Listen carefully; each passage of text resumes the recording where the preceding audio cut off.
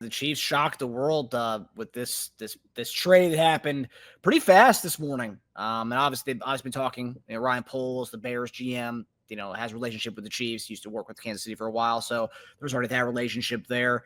But yeah, it kind of went fast. It was like the Chiefs are in talks of trading Joe Thuney, and it went from that to about an hour later is when it kind of reported by everybody, Schefter, Rappaport, Rossini, everyone saying the Chiefs were trading Joe Thuney to the Bears for a 2026 fourth-round pick.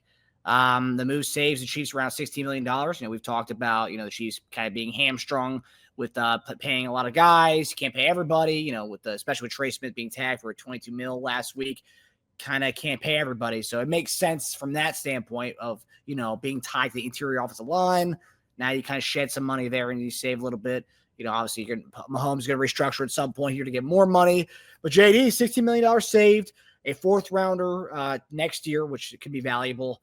But Joe Thuney, all-pro guy, gone. A guy who, was, probably our unsung hero this year. You can make the argument that maybe we wouldn't have gone to the Super Bowl without him being able to be our pinch left tackle this year. But, Joe Thuney, guy who's been in the Super Bowl almost every year of his career. I think exception of 2 or 3 years, he's been in the Super Bowl every year between the Patriots and the Chiefs. So, good luck to him. A 33-year-old guy, a little long in the tooth. Chiefs obviously moving towards a youth movement by keeping Trey Smith around.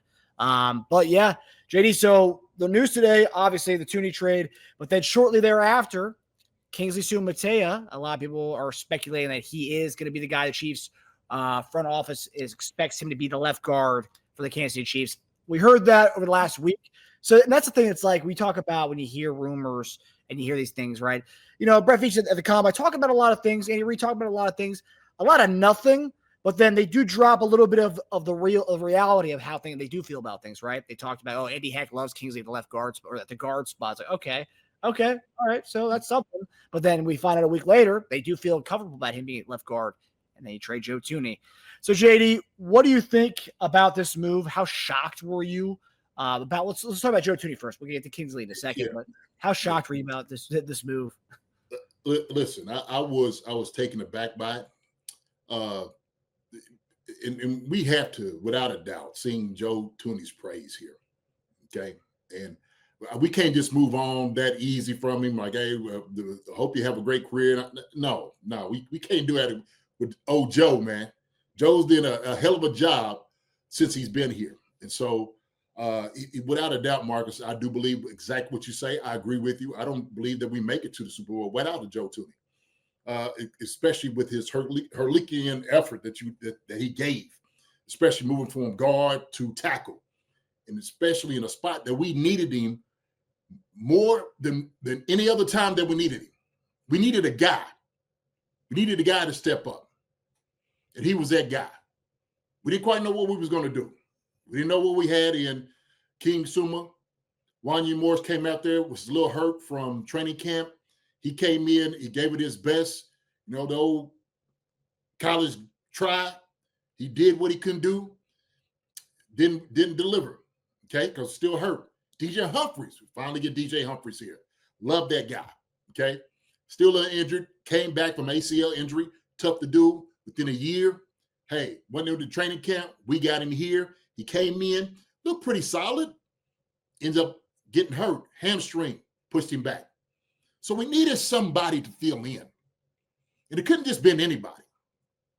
It couldn't have been Ethan Driscoll, or it couldn't have been, somebody else that guys just wanted to throw out there and see, hopefully this will work with a prayer. No, the guy that answered the call was Joe Thuney. He was the guy, okay? And so I have nothing but a incredible amount of respect and praise on Joe Thuney in his time here, which I would say, okay, this is me. It's my own opinion, all right? I'm going to say our best offensive lineman. Joe Thuney was our best offensive lineman. Now, some people may not believe that it will not, but I without a doubt, our best offensive lineman is Joe Thuney, okay? Now, in the business of the NFL, what I do know and what I have seen is when teams find guys that they feel like they can replace you with, they will. Sometimes when guys make a lot of money, they become expendable. And so Andy, both Andys, Veach, and all those guys believed, well, look, we got a young guy in King Suma who could come and do the job. Andy and Veach both said that. And they felt like this was the necessary move to save cap money. And I do believe this right here, Marcus, at the end of the day, is going to work in our favor, right? I mean, getting rid of your best offensive lineman to, the Chiefs, the Bears, we already know Brian Bolts. We know how that's going to work, right? They're going to get first dibs on everything. Poles is willing to take him off our hand for a 4th rounder, 2026? Man. So I would negotiate a little bit more than that. Like, come on, Poles, you know what you're getting. You know who you have. You've been trying to put this whole line together to protect old Caleb out there, all right? He's been running around there for his life. You're getting a real guy. You get one of the best in the business in Joe Thuney. So I would have negotiated a better deal. They got it for what it was. But this right here, my rant I'm just giving is without a doubt all about Joe Thuney and what he's been able to do here. So I want to first congratulate him. I want to thank him for all of his time and his service, for all of his effort, opening up the lanes and the roads for our running backs, the time that he was here. I want to thank Joe Thuney for the amount of physicality he was able to display against the defense and help out and protect Patrick Mahomes, whether it was at guard or tackle, and helping out all the guys else around him. A guy that didn't really speak a whole lot. Spoke softly, but carried a big stick. That's who Joe Thuney is to me. And I just want to wish him well. I just want to tell you thank you, Joe, for all your time that you have played here. Man, ain't too many people like you. Just not. Ain't too many guys made like you, Joe. So I appreciate it, brother. Appreciate it. So with that, Marcus, I just wanted to say that, right? Because I just couldn't move by. This ain't just a regular guy you just move on by. I'm sorry. It's just not. Yeah. So no, it's not Allegretti, who Allegretti, he obviously stepped up in the Super Bowl last year, but it's not at all the same. But yeah, I see Nana Sherry there, Derek Thomas Award. He was voted MVP by the team from this past season for his ability to step up to go from left guard to left tackle. I mean, it's a big deal. I mean, like, talk about a veteran voice in the locker room, a leader in the locker room. It's a big deal from that perspective. So, obviously, if you're a player on that team, impending free agents like the Justin Reeds, the world, Charles Menahus of the world, it's kind of got to be a little shock to the players who think they may have a chance of coming back to Kansas City. Like, look, they're trading Joe Thuney. I mean, they could part ways with anybody. They could not re-sign you, even though you think you might have a shot at coming back. If they're parting ways with Joe Thuney, it seems like there's a lot in the air in Kansas City right now. Obviously, Brett Veach has a plan, but if you were a player that expected to come back, oh shoot, that might be on hold a little bit because the Chiefs are obviously have a different approach to this kind of offseason and trading Joe Thuney. I do want to ask you this because I've seen a lot of people say the Patriots were the Patriots for the 2 decades they were because they were able to get off guys maybe a year earlier than waiting a little bit longer, right? I mean, he's 33 years old. I think he's going to be 34 either midway through the season or at the end of next season. It's getting a little bit up there. And obviously you see the youth movement, as far as Creed Humphrey, Trey Smith, Jawan Taylor going to Kingsley at the left guard spot. Obviously, that's kind of something they do. They do want to get younger. It's seeming like on the offensive line, and obviously getting some value for Joe Thuney at this point, because maybe in a year's time you aren't going to get a 4th round pick next year. You potentially get a 5th or whatnot. What do you make of this kind of youth movement that looks like they're going for on the offensive line? Well, I think it boils down to the talent that you have. Okay, so the youth movement, and it's just not about just getting younger. It's about the type of talent, the type of guys that you have here. Because if you don't have guys that can step in and actually do the job, you don't get rid of a Joe. You just don't. You just be cutting your nose off in spite of your face. Why do that? So I do believe that this whole move had to do with, one, they are very comfortable with putting King Suma there at that position playing guard, right? I think they have acknowledged that. they have stood on the fence about it, stood on the table for him and saying, hey, maybe he's not a tackle. Let's move him down here. And he played well when he went down to guard. Okay. Look, he's an athletic guy. He has some very, very physical attributes that people covet after. That's why we got him here. That's why we picked him so high. But maybe his better position is playing guard. So for them, moving down where he's not out in space, now you can get your hands on guys immediately, right now. You got Creed on the inside of you, and you got whoever it is on the outside, your left tackle on the outside of you well. So it helps you out a lot. It helps you out a lot, not to mention his talent. So we know being a draft pick, a high draft pick, you got to make that guy play. I said that the other day, didn't I? I said, look, there's no way guys that's making a whole lot of money. I was talking in reference to the dude that was the coach was talking to the defensive line in the Detroit Lions. He was like, look, I let this rookie play. But the rookie was a 6th round pick. The other guy is making a whole lot of money. He's like, look, y'all got to play. Guess what? King Suma's got to play. Why? Because we have a large investment in him. We do believe he's a future. We thought he was going to be the future left tackle. Come to find out, he's going to be the future left guard. That's the way it's going to look. And so I'm fine with that. I think they understand it. I think they're fine with it too. So nothing personal. I think they believe like, hey, you know what, Joe? We appreciate everything you've been able to do. We're not going to just leave you out there. We're going to, hopefully trade you to a place that you can still continue to do your great work and service to quarterbacks like you have been doing since you've been in the league, whether it be Tom Brady and then, Patrick Mahomes. We want you to be able to do that and still play at a high level. And Joe Thuney's been doing that since he's been in the league. I'm sitting over looking at it. I'm not really a PFF guy. I'm not really that type of guy. But what I have seen, I'm just telling you, this is my eyes, this is my grade. When I'm sitting over and I'm going through the grades and what I see each and every week, Joe Thuney is always at the top of our list as far as what he does out there on the field. No question about it.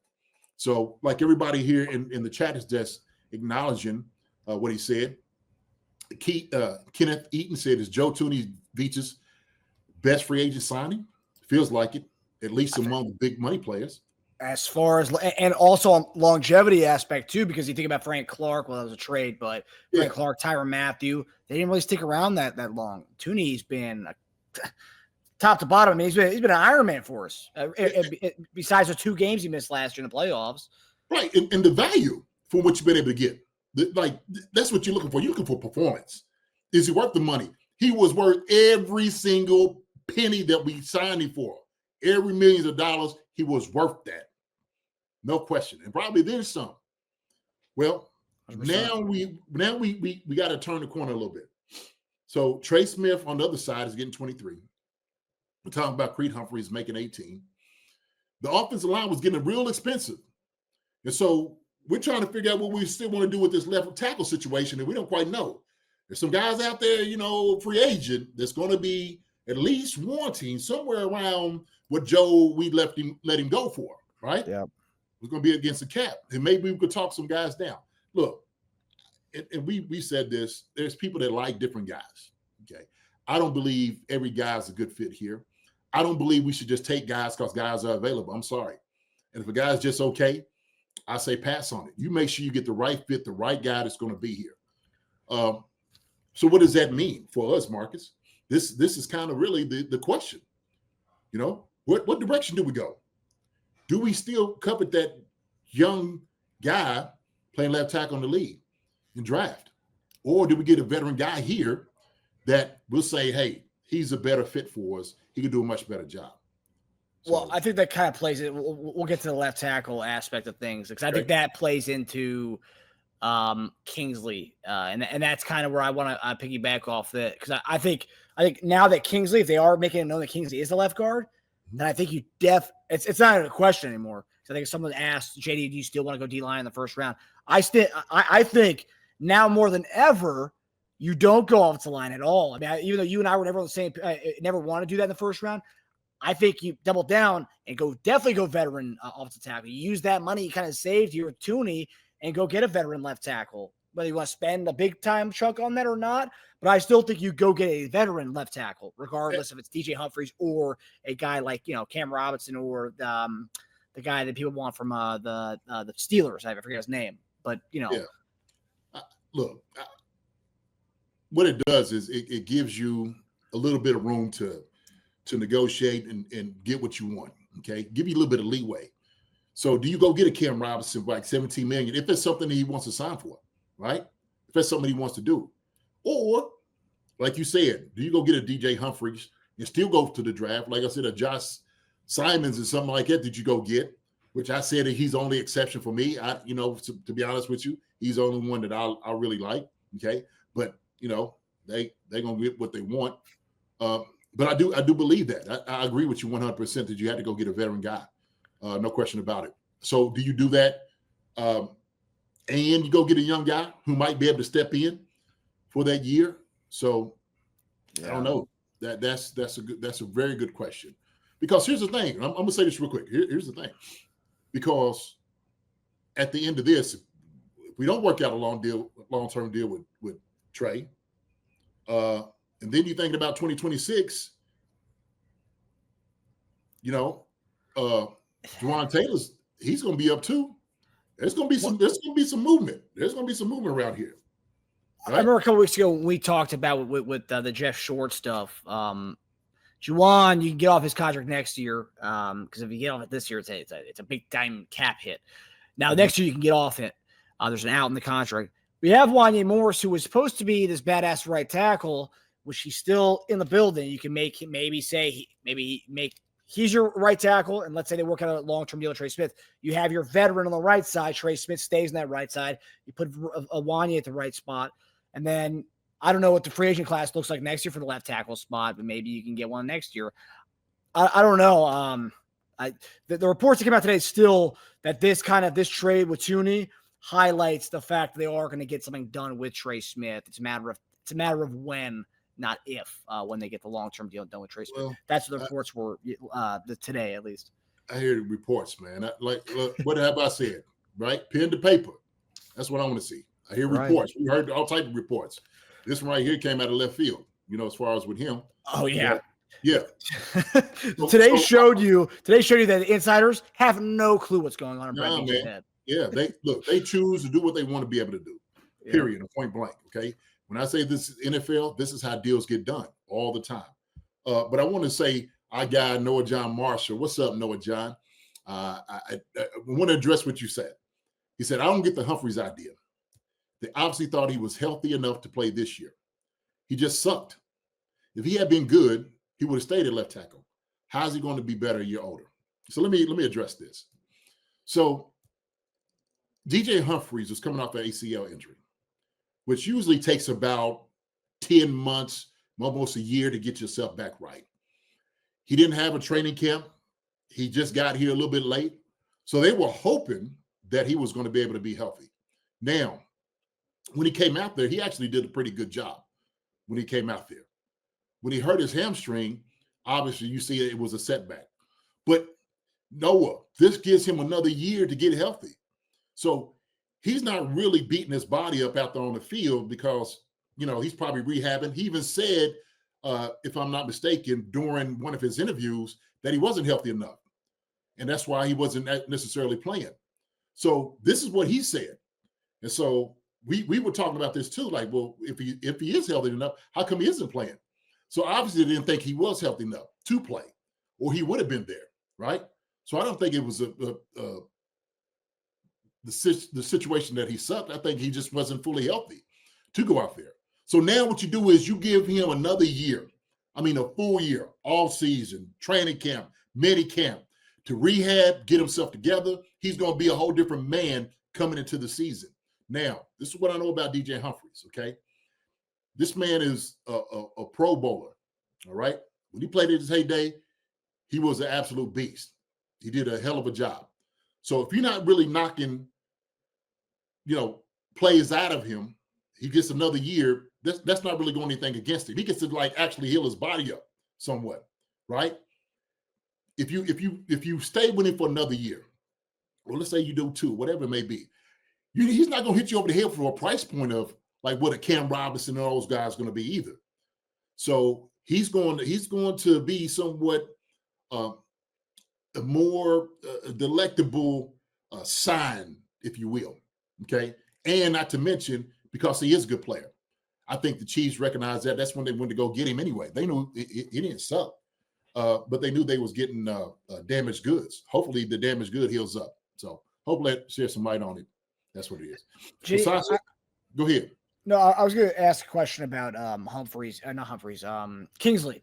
So a lot of people said today, a lot of people who were all of a sudden, last week they're pissed off that we were tagging Trey Smith.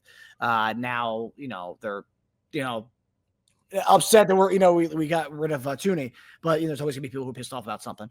Yeah. But one of the things I saw was, how are the Chiefs so confident to go into next year with Kingsley at left guard when they weren't even confident to go with him as the left guard and they went with Caliendo instead?